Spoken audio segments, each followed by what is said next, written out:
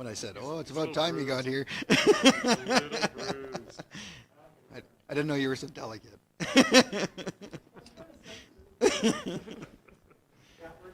Alrighty.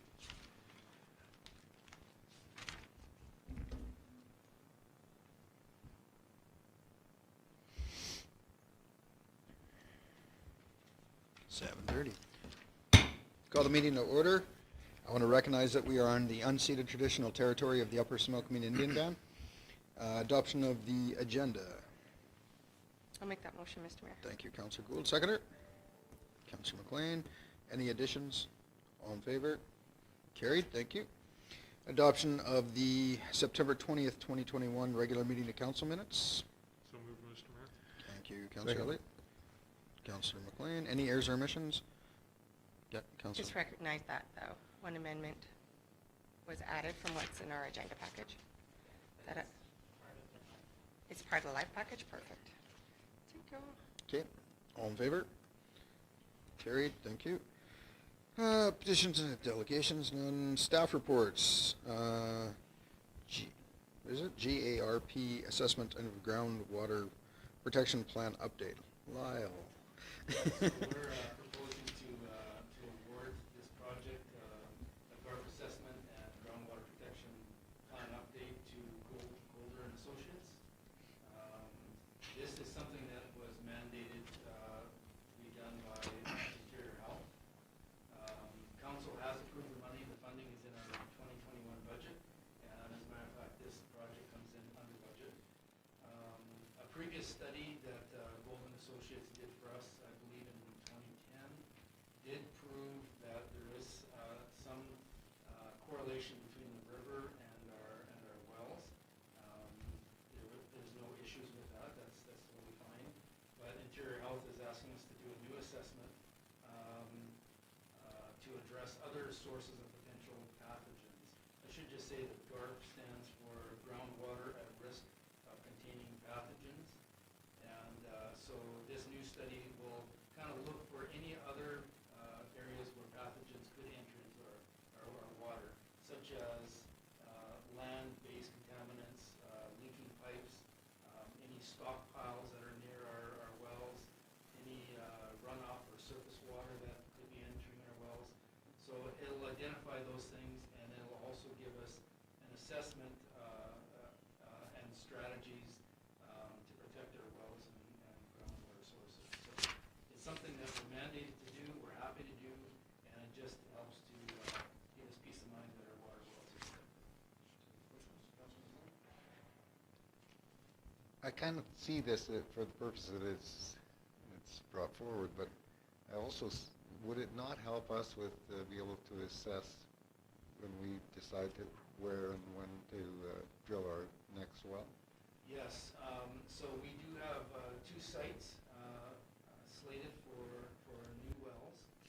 One we put into operation next spring, and another one we put into reserve. And this GARP will be done on those sites as well. Okay. So I haven't seen the request for proposal, so I'm not familiar with what the details are, but it's not just at the lower level. It'll be our water mains and sewer mains throughout the whole community, even on the upper benches, to see if they're leaking down. You know, this is Jared's area of expertise, Okay. and I believe that it's just to do with our water well sources. Okay, because in here it did say about the influence of runoff from leaking Yes. pipe, sewer, and water. In general areas around our wells. Okay, Yeah. okay. Thank you.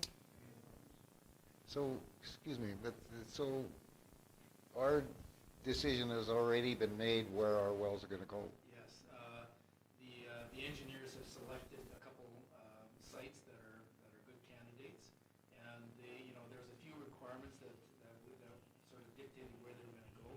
One is we want them to be upstream, so there's this is kind of off topic from this subject, but one is where our existing well number 4 is, and one is going to be over in the Allison Flats area. Okay, well, it isn't off topic to me in terms of if this study is able to be done to assess the decisions that we've made in terms of the location of the wells that we intend to drill. Yeah. So will this study be done before wells are drilled? Yes, yeah, we will commission this and they will be started. Okay, Yeah. thank you.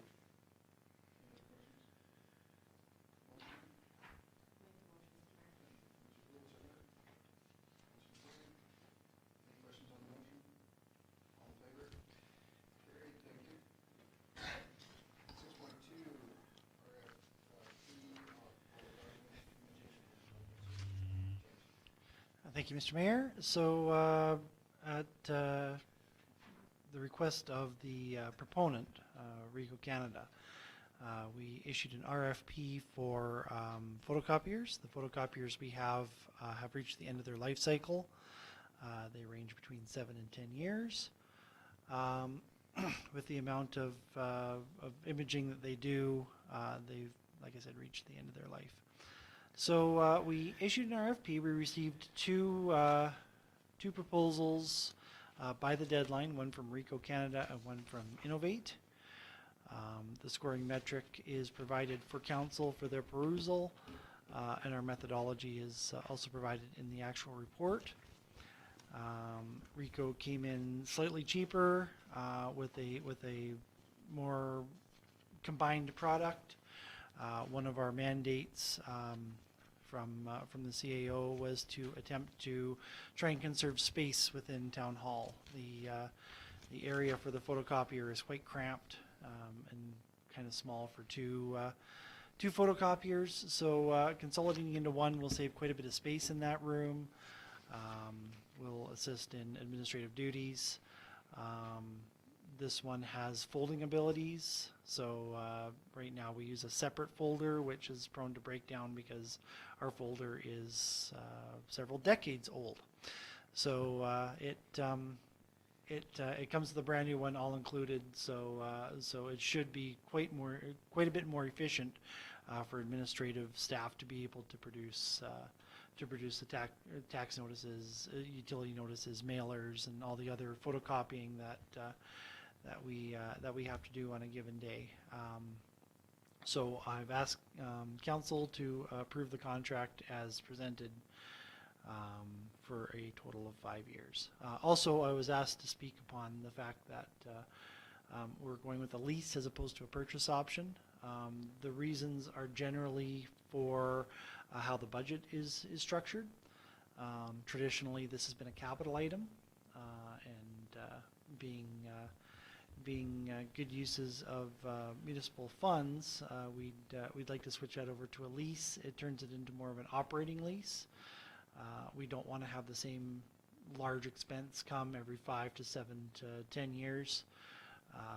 With a operating lease, we should be able to save money in the long run due to service contracts and how they're structured.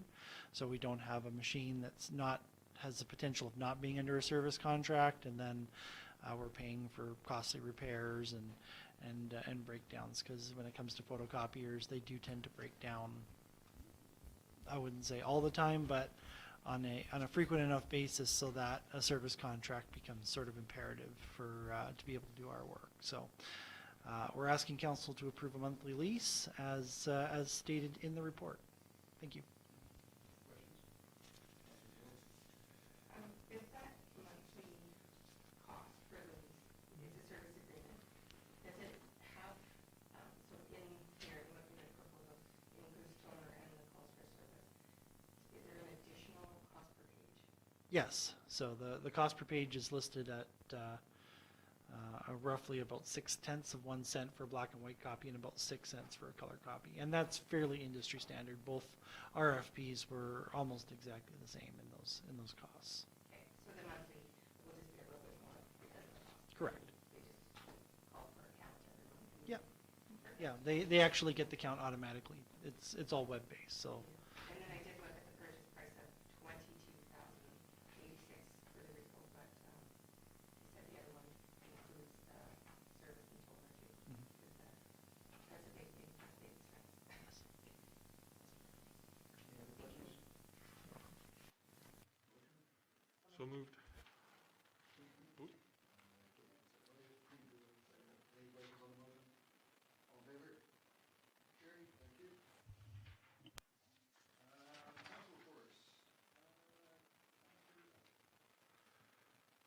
Thank you, Mr. Mayor. I think you and I have discussed this a couple times in the past. I've been kind of zoomed out for meetings. I'm really kind of looking forward to doing in-person, face-to-face meetings, and last 4 meetings for me were exactly that. Skill Center, the museum, PXA, and got to go on the road and attend the SVPS meeting in Karamias, and that's really all I have to report.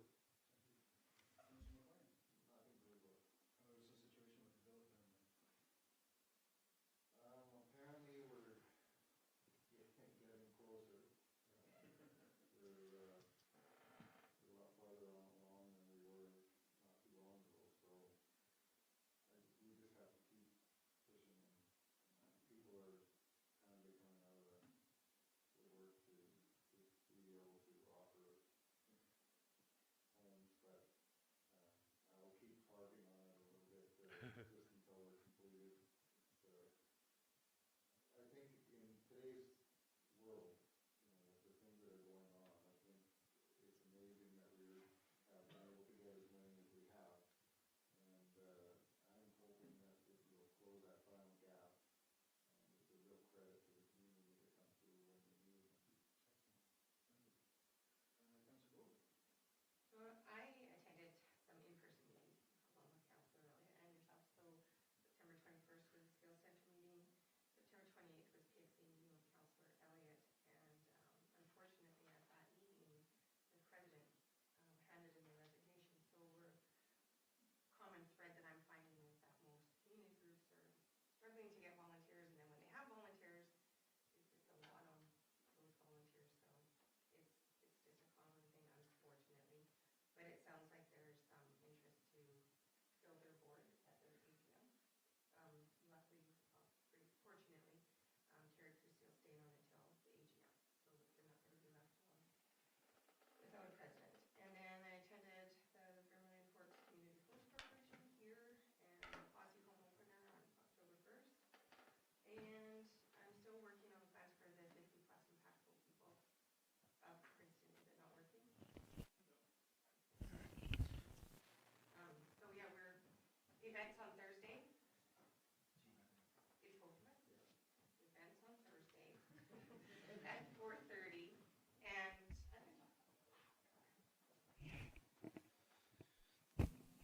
thanks. There's that. Wait. Maybe you just need to.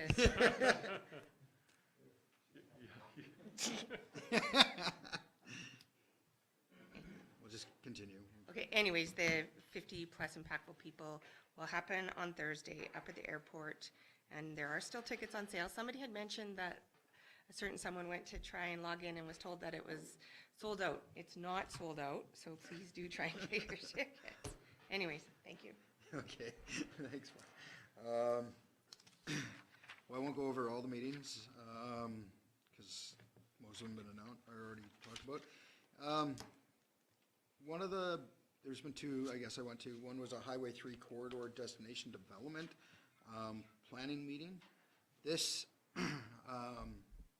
started years ago, I guess, under the Highway 3's Mayors and Chairs Coalition. They got a grant to investigate whether or not it would be viable to create a tourism alliance across Highway 3 from Hope to the Alberta border. And so they did some preliminary work.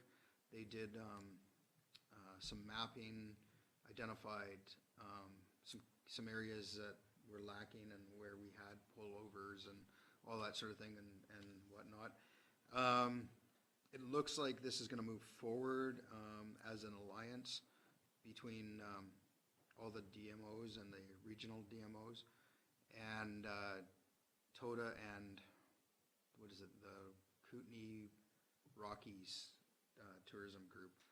I think they're all going to work on this together and see if they can't come up with a consistent branding from Hope to the Alberta border to try to encourage people to drive Highway 3 instead of the Trans-Canada up above us. There's some good points. There's some areas I'm a little reluctant to jump on board right away with, but overall, I think it's a great idea. It ties into what we've been doing with the SPPS, with the Crow's Nest initiative. That's a partnership between the SPPS, Osuyas, Destination Osuyas, and the Boundary, what do they call themselves? The Boundary Country, I think? Boundary tourism. Their tourism group, something, yeah. anyways. And there's consistent branding from Manning Park to, I think, Christina Lake area. So it'll tie into that, hopefully, and create a bigger awareness so that we can continue to drive traffic after COVID through our communities. The other one was, I attended a couple of healthcare meetings, as I do most months. We had a really good breakout session in one where we were talking about, for mental health, we were talking about the need to bring back the clubhouse. I can never pronounce the name of it. Canala House, yeah.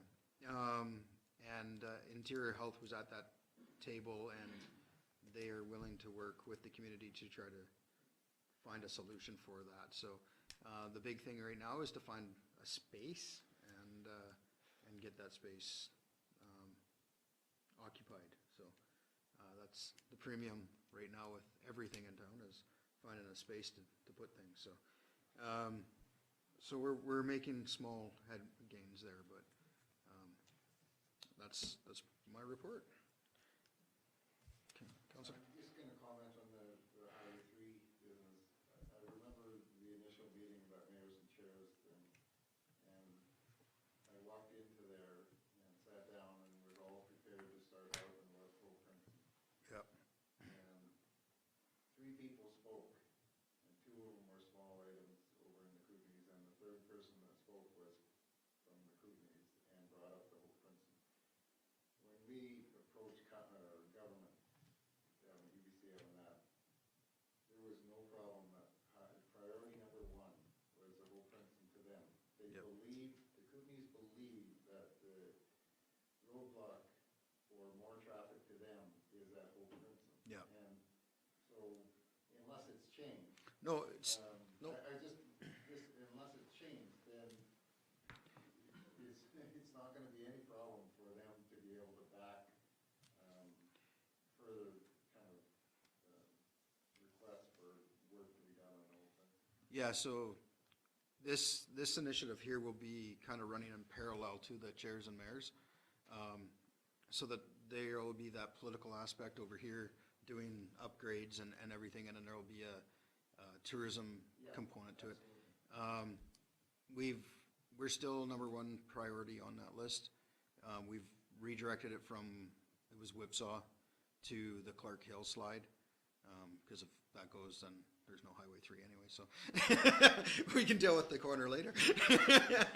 So we were still number 1. This year, unfortunately, the province declined having a meeting with our organization for, I think, the first time, so, which was a little bit of a shock to us, but yeah. I have a question. Yeah. What's a DMO? It's a district marketing, is that what it is? District marketing Organization, yeah. Thank you. And then there's the regional ones, which are bigger, right, so. Thank you. Okay, we'll move on. Correspondence, receive and file. We have a letter from the Southern Interior Local Government Association, SILGA, for the Fall Speaker Series. If anybody's interested, it's free to attend. You just have to register, and the information's in your package there. Okay, So we have a motion to receive and file 8.1. I'll make that motion. Councillor Gould, seconder. Councillor McLean. Questions? All in favor? Carried. Thank you. It's a really good speakers list this year.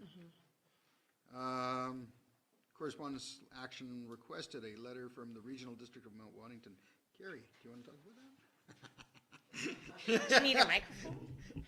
I got lots of microphones. I don't know if any of them work. Oh, there you go. We received an email from the regional district requesting that the town of Princeton contribute $1 per community member towards the terrible thing that happened in Lytton. And so they've requested us to donate some money to them. Questions? Councillor Gould? And that's within our ability to do that, grant that. Perfect, thank you. Any other questions?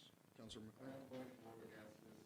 I have never felt like it was a practice of the municipality to pay tax dollars towards charities or happening to people of the town want to donate towards that.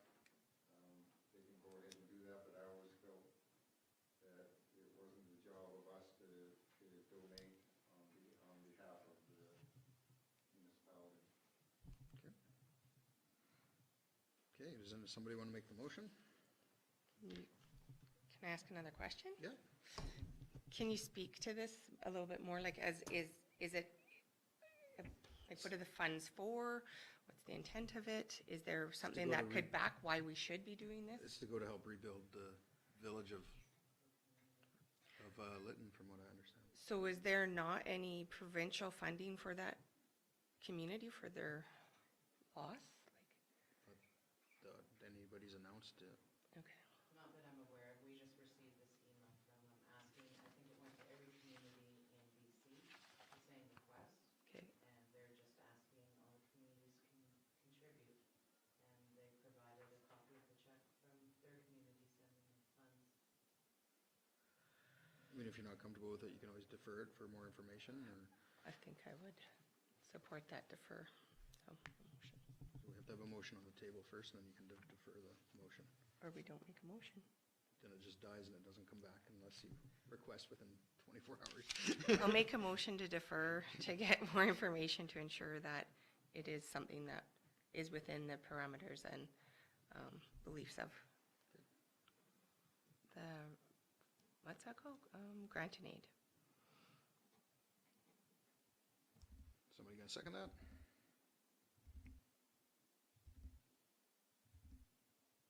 Well, I'll second it, so it's on the table.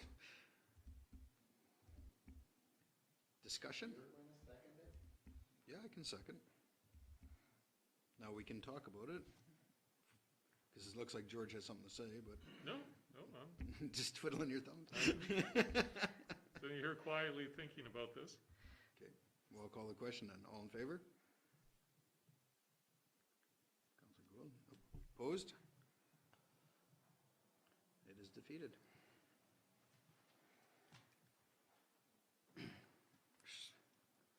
Now, that was a motion to defer it. Does somebody want to make a motion to approve it? You can still do that. No. Nope. Okay. Okay, we'll move on then. We need a motion to close to the public for the purpose of considering the following. 90.1, Section E, the acquisition, disposition, and expropriation of land or improvements if the council considers that disclosure could reasonably be expected to harm the interests of the municipality. I'll make that motion, Mr. Mayor. Councilor Gould, seconder. Councilor Elliott, all in favor? Carried, thank you. Good night, everybody.